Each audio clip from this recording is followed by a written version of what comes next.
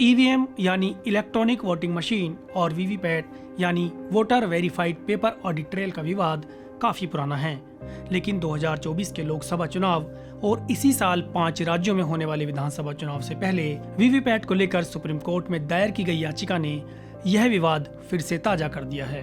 दरअसल वीवीपैट पर्चियों की 100% गिनती की मांग को लेकर एडीआर यानी एसोसिएशन फॉर डेमोक्रेटिक रिफॉर्म्स ने सुप्रीम कोर्ट का रुख किया है। इस पर चुनाव आयोग ने कहा कि अगर वह वीवीपैट की सभी पर्चियों की गिनती कराने लगे तो हम बैलेट पेपर से वोटिंग कराने के दौर में पहुंच जाएंगे, जैसा कि पहले होता था। आखिर ये वीवीपैट है क्या, इसकी शुरुआत क्यों की गई, सुप्रीम कोर्ट में दायर याचिका की मांग और उस पर चुनाव आयोग का जवाब, इन सभी सवालों के जवाब आज हम इस वीडियो में जानेंगे।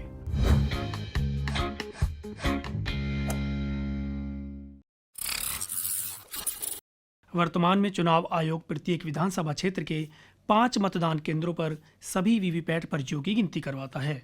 ऐसे में आगामी चुनावों से पहले इस याचिका को महत्वपूर्ण माना जा रहा है। सुप्रीम कोर्ट में इस याचिका पर 3 नवंबर को सुनवाई होगी। वीवीपैट यानी voter verified paper audit trail, यह मशीन ईवीएम से कनेक्ट होती है। इस मशीन में कागज की पर्ची लगी रहती है। जैसे ही वोटर ईवीएम पर वोट देने के लिए बटन प्रेस करता है तो वह एक पर्ची दिखाता है जिस पर उम्मीदवार का नाम और चुनाव चिन्ह छपा होता है। वोटर वीवीपैट पर्ची देखकर संतुष्ट हो जाता है कि उसने सही जगह वोट किया है या नहीं। यह पर्ची वीवीपैट मशीन में लगे शीशे की स्क्रीन पर 7 सेकंड तक दिखाई देती है। इस पूरे प्रोसेस का मतलब सिर्फ इतना है कि किसी भी तरह का विवाद होने पर ईवीएम में पड़े वोट का वीवीपैट पर्ची से मिलान किया जा सके। वीवीपैट की शुरुआत चुनाव में पारदर्शिता लाने के लिए ही की गई है। बता दें कि भारत इलेक्ट्रॉनिक्स लिमिटेड और इलेक्ट्रॉनिक कॉरपोरेशन ऑफ इंडिया ने 2013 में वीवीपैट मशीन को डिज़ाइन किया था। सबसे पहले वीवीपैट मशीन का प्रयोग नागालैंड की नॉक्सैन विधानसभा के उपचुनाव में किया गया था। इसके बाद 2014 लोकसभा चुनाव में 8 निर्वाचन क्षेत्रों पर वीवीपैट का प्रयोग किया गया, जिसमें बिहार का पटना साहिब, छत्तीसगढ़ का रायपुर, गुजरात का गांधीनगर, कर्नाटक का बेंगलोर दक्षिण, तमिलनाडु का चेन्नई मध्य, उत्तर प्रदेश का लखनऊ, पश्चिम बंगाल का जाधवपुर तथा मिजोरम राज्य में मिजोरम लोकसभा क्षेत्र शामिल हैं। 2019 के लोकसभा चुनाव में भी वीवीपैट का प्रयोग किया गया। 2019 लोकसभा चुनाव के समय 21 विपक्षी पार्टियों ने सुप्रीम कोर्ट में अर्जी देकर मांग की थी कि निर्वाचन क्षेत्र के 50% वोटों को वीवीपैट से मैच कराया जाए, लेकिन चुनाव आयोग का कहना था कि इस पूरी प्रक्रिया में कम से कम 5 दिन लग जाएंगे, जिससे चुनावी नतीजे में देरी हो जाएगी। इसके बाद सुप्रीम कोर्ट ने फैसला सुनाया कि प्रत्येक विधानसभा क्षेत्र से 5 पोलिंग बूथ की वीवीपैट और ईवीएम में पड़े वोटों का सत्यापन किया जाए, जिसे चुनाव आयोग ने आगे फॉलो किया। 2019 लोकसभा चुनाव में वीवीपैट और ईवीएम में पड़े वोटों का सत्यापन भी इसी तरह से किया गया। 13 मार्च को सुप्रीम कोर्ट में दायर याचिका में एडीआर ने कहा 2019 में 50% वीवीपैट पर्चियों के सत्यापन की मांग की गई थी, लेकिन चुनाव आयोग ने चुनाव नतीजों में देरी होने की बात की क्योंकि उस समय चुनाव नज़दीक थे। इसलिए सुप्रीम कोर्ट ने प्रत्येक निर्वाचन क्षेत्र से रेंडमली 5 वीवीपैट की जांच करने को कहा था, लेकिन इस बार ऐसा मामला नहीं है। इसलिए 100% वीवीपैट का सत्यापन करना प्रत्येक मतदाता का मौलिक अधिकार है। चुनाव आयोग ने सुप्रीम कोर्ट में हलफनामा दर्ज कर पूरे मामले पर जवाब दिया।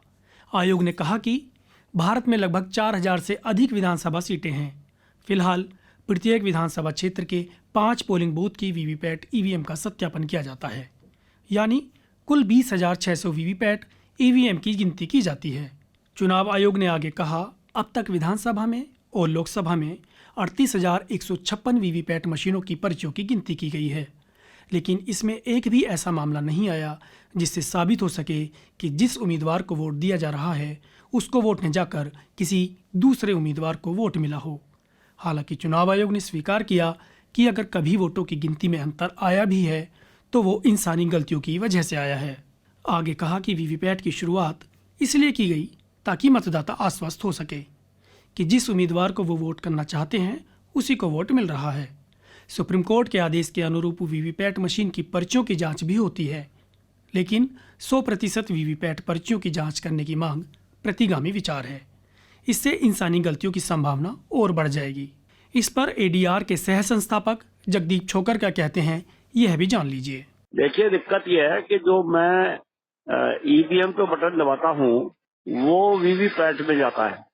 अच्छा, वीवीपैट पे मुझको एक स्लिप दिखती है 7 सेकंड, तो किसी हद तक ये साबित मुझे हो जाता है कि my vote has been recorded as cast. लेकिन एक दूसरा स्टेप भी होता है, एक तो होता है रिकॉर्डेड एज कास्ट, दूसरा आता है काउंटेड एज रिकॉर्डेड। तो उसके लिए जब वीवीपैट काउंटिंग यूनिट को इतना भेजता है, वो मुझे नहीं पता क्या भेजता है, वो भी मुझे पता होना चाहिए।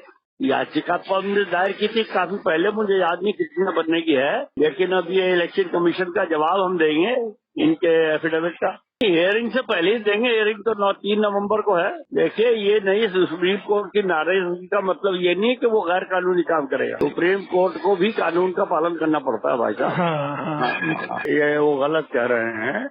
हम ये कह रहे हैं कि वीवीपैट की स्लिप की काउंटिंग करवाओ, और वो कह रहे हैं कि ये नहीं हो सकता, इसमें 10 दिन लगेंगे या 50 दिन लगेंगे या 365 दिन लगेंगे, जो भी कह रहे हैं। लेकिन अगर वो वीवीपैट पे एक बार कोड छाप दें, उन्होंने ये भी लिखा है कि बार कोड नहीं है इसलिए मशीन काउंटिंग नहीं हो सकती, तो हम चंद्रमा पे तो जा सकते हैं लेकिन वीवीपैट के स्लिप पे बार कोड नहीं लगा सकते। एक तो ये है उसका जवाब।